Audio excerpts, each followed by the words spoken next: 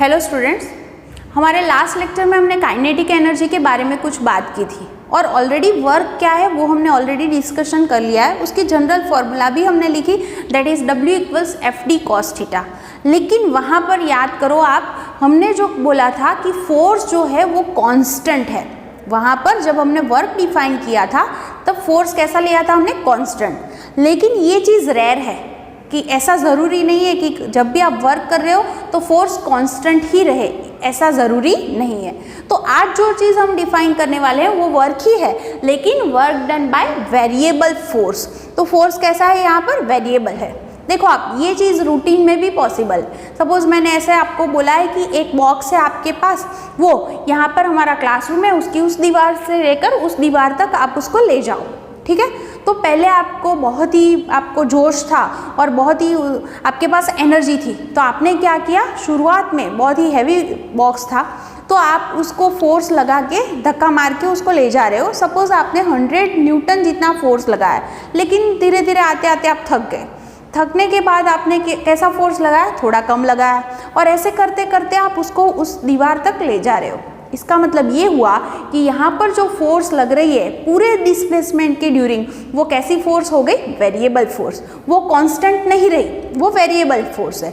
तो अगर मुझे फॉर्मूला लगानी है, that is work is equal to force into displacement, तो क्या हो जाएगा, यहाँ पर जो फोर्स है वो मैं कौन सी लूँगी, ये वाली, ये डिस्प्लेसमेंट की ड्यूरिंग हो रही थी वो, ये वाली कौन सी लेनी पड़ेगी। तो वो चीज़ हमें यहाँ पर डिफाइन करनी है, वो हम कैसे लेते हैं वो चीज़ सोच सकते हैं। तो आप ऐसे भी कर सकते हो, जैसे मैंने यहाँ पर किया है कि फोर्स अगेंस्ट जो है वो डिस्प्लेसमेंट का मैंने एक ग्राफ ड्रॉ किया। सपोज कोई ऐसी कंडीशन है कि जब डिस्प्लेसमेंट इतना हुआ तब फोर्स इतनी लग रही थी, फिर फोर्स इतनी हुई, तो ये जो है फोर्स कैसे डिस्प्लेसमेंट के साथ चेंज हो रही है उसका ऐसा मैंने एक कर्व बनाया है। ऐसा कुछ मुझे ग्राफ मिला है।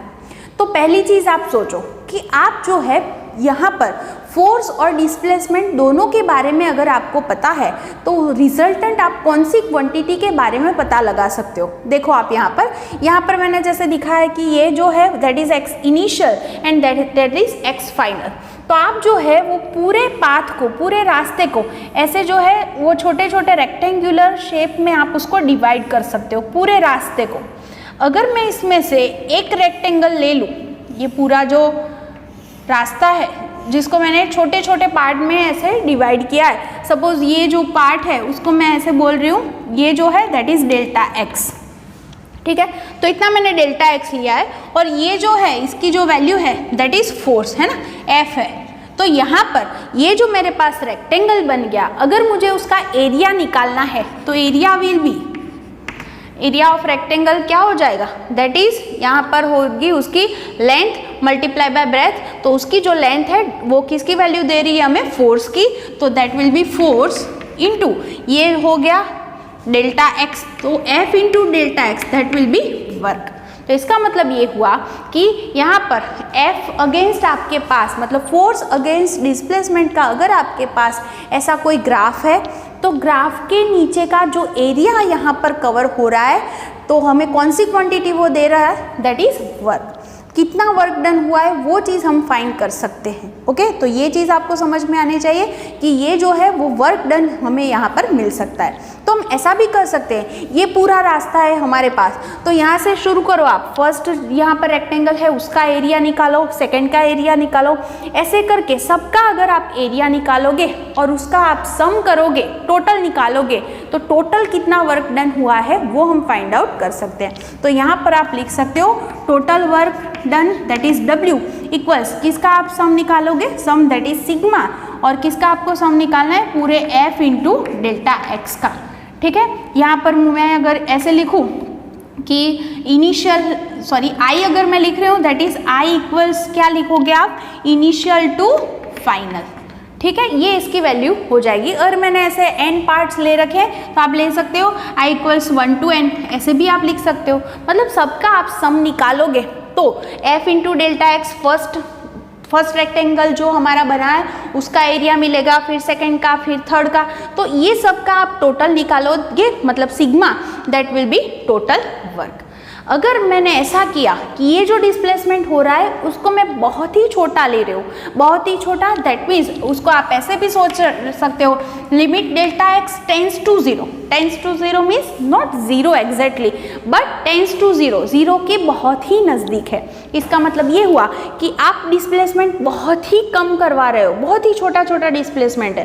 तो उसके दौरान ये टोटल वर्क जब हम फाइंड आउट करते हैं तो अगर डेल्टा एक्स की वैल्यू बहुत ही कम है तो ये जो सिग्मा है उसको आप इंटीग्रेशन में भी कन्वर्ट कर सकते हो। तो यहाँ पर हम लिख सकते हैं total work W equals integration, आप लिख सकते हो f इंटू डेल्टा को आप लिख सकते हो dx।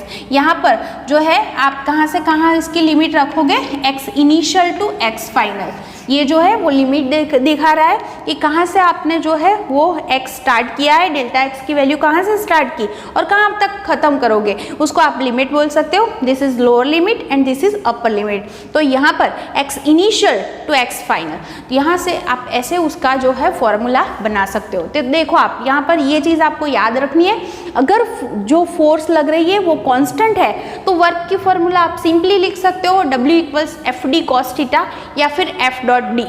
अगर फोर्स और डिस्प्लेसमेंट एक ही डायरेक्शन में है तो सिर्फ नॉर्मल फॉर्मूला आप बोल सकते हो work equals force into displacement. लेकिन अगर फोर्स वेरिएबल है तो आपको क्या करना पड़ेगा, पूरा रास्ता जो है उसमें मैंने इतना वर्क है W1 plus W2 plus W3 सबका मुझे फिर वर्क का टोटल करना पड़ेगा। और जो अगर हम डेल्टा एक्स बहुत ही छोटा लेते हैं, मतलब limit delta x tends to zero है, तो आप बोल सकते हो कि ये जो सम है उसको आप इंटीग्रेशन में भी कन्वर्ट कर सकते हो, जिसकी लिमिट होगी x initial to x final into F D X. ये हो गई फॉर्मूला फॉर वेरिएबल फोर्स। ठीक है, अगर आपको कुछ ऐसा क्वेश्चन दिया हुआ है कि force is given as 2x square plus 3x plus 5, ऐसा कुछ दिया हुआ है न्यूटन। ठीक है, और जो है आपको ऐसा पूछा गया है कि इनिशियल x इक्वल्स टू 0 से लेके x इक्वल्स 2 मीटर तक ऐसा कुछ डिस्प्लेसमेंट आप करवा रहे हो तो वर्क डन कितना होगा। तो आप वर्क डन कैसे डिफाइन करोगे, तो integration x initial that is 0 and x final that is 2, और इसका आपको क्या करना पड़ेगा, पूरा इंटीग्रेशन। ठीक है, और इसका आप इंटीग्रेशन कैसे करोगे, तो ऐसे ही लिखना है, x स्क्वायर है तो इसका इंटीग्रेशन क्या हो जाएगा, x क्यूब बाई 3, लिमिट लिखनी है 0 to 2 प्लस 3 इंटू यहाँ पर जो है x उसका इंटीग्रेशन होगा x स्क्वायर बाई 2, लिमिट लेनी है 0 to 2 प्लस 5 इंटू इंटीग्रेशन हो जाएगा x, लिमिट है 0 to 2। x की जगह पर पहले अपर लिमिट लिखनी है माइनस लोअर लिमिट, और उसकी हेल्प से आप इसका जो आंसर है वो फाइंड कर सकते हो। तो अगर फोर्स वेरिएबल है, वेरिएबल क्यों बोल रही हूँ मैं, जैसे यहाँ पर इक्वेशन ले रखा है उसमें आप देख सकते हो अगर x चेंज होगा तो फोर्स भी चेंज होगा। x देखो आप 0 से लेके 2 तक चेंज हो रहा है ना, तो x चेंज हो रहा है तो फोर्स भी चेंज हो सकता है, इसीलिए ये फोर्स वेरिएबल फोर्स है। अब उसके अकॉर्डिंग हमारी टेक्स्ट बुक में एक न्यूमेरिकल दिया हुआ है, वो भी हम देख लेते हैं। तो ये वेरिएबल फोर्स है तभी ये इक्वेशन हम लगाते हैं। अगर फोर्स कांस्टेंट है तो नॉर्मल वाली फॉर्मूला हमारे पास है ही, तो उसका ही आपको यूज़ करना है। देखो हमारे पास जो क्वेश्चन है that is 6.5, a woman pushes a trunk on a railway platform which has a rough surface. She applies a force of 100 Newton over a distance of 10 meter. Then after she gets progressively tired and her applied force reduces linearly with distance to 50 Newton. The total distance through which the trunk has been moved is 20 meter. Plot the force applied by the woman and the frictional force which is 50 Newton versus displacement. Calculate the work done by the two forces over 20 meter. यहाँ पर जो है आपको एक graph बनाना है force against displacement का, यहाँ पर ग्राफ बनवाना है। ये डिस्प्लेसमेंट मीटर में है और जो फोर्स है वो न्यूटन में है। देखो आप कैसे ग्राफ बन रहा है, पहले देखो उसने 100 न्यूटन जो है वो फोर्स लगाया, कब तक लगाया, 10 मीटर डिस्प्लेसमेंट तक। तो आप यहाँ 0, 10, 20 ऐसे लिखो, और यहाँ पर जो है वो फोर्स 50 न्यूटन, 100 न्यूटन ऐसे आप लिख सकते हो। तो जब तक उसने कांस्टेंट फोर्स कितनी लगाई, 100 न्यूटन, तो कहाँ तक लगाई, तो 10 मीटर डिस्प्लेसमेंट हुआ वहाँ तक। तो ये ग्राफ ऐसे बनेगा। फिर वो क्या हुआ, वो टायर्ड हो गई और उसने टोटल डिस्टेंस कवर किया था 20 और वो लीनियरली जो है वो फोर्स डिक्रीज हो रही है और वो कितनी हो गई है, दैट इज 50 न्यूटन। तो 50 न्यूटन जो है वो इतनी हो गई वो, तो इसका ग्राफ ऐसे बनेगा। 20 मीटर जब उसने टोटल डिस्टेंस कवर किया तो ये फोर्स लीनियरली कम होती गई और 50 न्यूटन तक हो गई। धीरे धीरे धीरे वो कम हो रही है, अप टू 50 पहुंच रही है। ये हमारा क्वेश्चन है। और नेक्स्ट और भी है, दैट इज यहाँ पर जो है वो फ्रिक्शनल फोर्स है, दैट इज 50 न्यूटन। तो वो भी क्योंकि रफ सरफेस थी तो उसकी वजह से फ्रिक्शनल फोर्स भी लग रही थी। और फ्रिक्शनल फोर्स आपको ऑलवेज पता है कि वो क्या करती है, अपोज करती है। तो उसका जो होगा वो पूरे यहाँ तक का डिस्प्लेसमेंट है 20 मीटर तक का, वहाँ तक का वर्क डन हमें फाइंड करना है। तो आपको ये चीज़ याद होगी, अभी मैंने सिखाया कि फोर्स अगर अगेंस्ट आपके पास डिस्प्लेसमेंट का ग्राफ है तो उसके नीचे का जो भी एरिया कवर हो रहा है दैट विल गिवन अस, क्या देगा, that will give us work. ठीक है, तो यहाँ पर अगर हम बात करें पहले ग्राफ की, तो ये जो हमारा ग्राफ बना है उसको अगर हम ऐसे प्लॉट करें, ओ फिर यहाँ पर मैंने लिख दिया ए बी सी डी, इसको लिख रही हूँ ई एंड एफ। ओके, तो आप देख सकते हो यहाँ पर जो लेडी ने जो वर्क किया है, उसने जो फोर्स लगाया उसकी वजह से जो वर्क डन हुआ है वो कितना होगा। तो अगर मेरे पास ये ग्राफ है तो ग्राफ के नीचे मेरे पास यहाँ पर टोटल जो है, यहाँ पर देख रहे हो आप एक स्क्वायर बन रहा है, ठीक है, सॉरी रेक्टेंगल बन रहा है और एक ये वाला पार्ट है दैट इज ट्रेपेजियम। तो यहाँ पर जो है मुझे दोनों का क्या करना पड़ेगा, एरिया निकालना पड़ेगा और दोनों का अगर मैं टोटल कर दूंगी तो मुझे क्या मिल जाएगा, वर्क डन। ठीक है, तो यहाँ पर हम लिख सकते हैं कि area under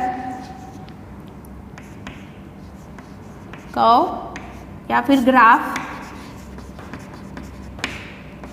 F against x will give us work। ठीक है, तो फर्स्ट हमें लेना है work done by a lady, है ना, woman.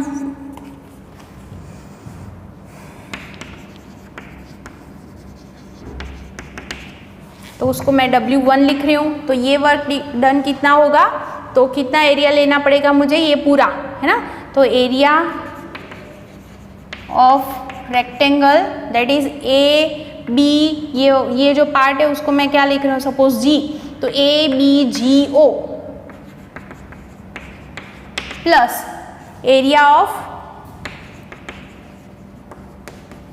B C D G, B C D G. देखो आप यहाँ पर जो है ये एरिया कैसे फाइंड आउट करोगे, लेंथ इंटू ब्रेथ।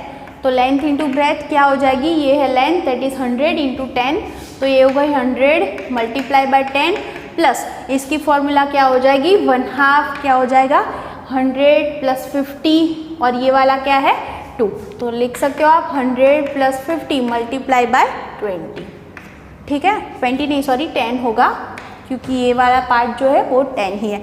आप इसको दो पार्ट में भी ऐसे डिफाइन कर सकते हो। देखो आप यहाँ पर इतना जो है इसकी फॉर्मूला अगर आपको नहीं पता तो ये वाला ट्राइंगल बन गया, तो ट्राइंगल का आप एरिया निकालो और ये वाला रेक्टेंगल बन गया तो उसका एरिया निकालो। ऐसे तीनों का एरिया निकाल के भी ये आंसर आप फाइंड कर सकते हो।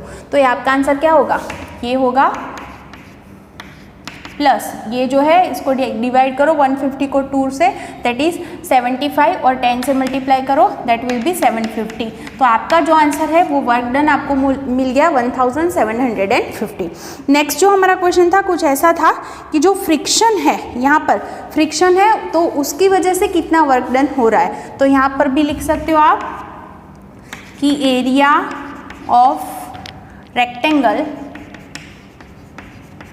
कौन सा हो गया रेक्टेंगल हमारा, ये नीचे वाला that is ODEF, ODEF will give work done by frictional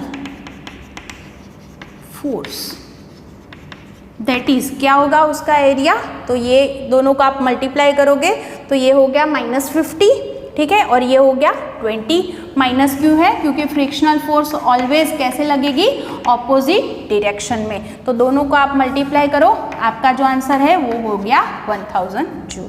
तो आप जो आंसर, मतलब ये क्वेश्चन सिंपल, ये सिर्फ इतना ही समझना था कि यहाँ का, इसके नीचे का जो एरिया होगा, जो हमारे पास ग्राफ है उसके नीचे का जो एरिया है that will give us work. ठीक है, तो आज यहाँ तक ही बात करते हैं, अच्छे से उसकी प्रैक्टिस करते रहना।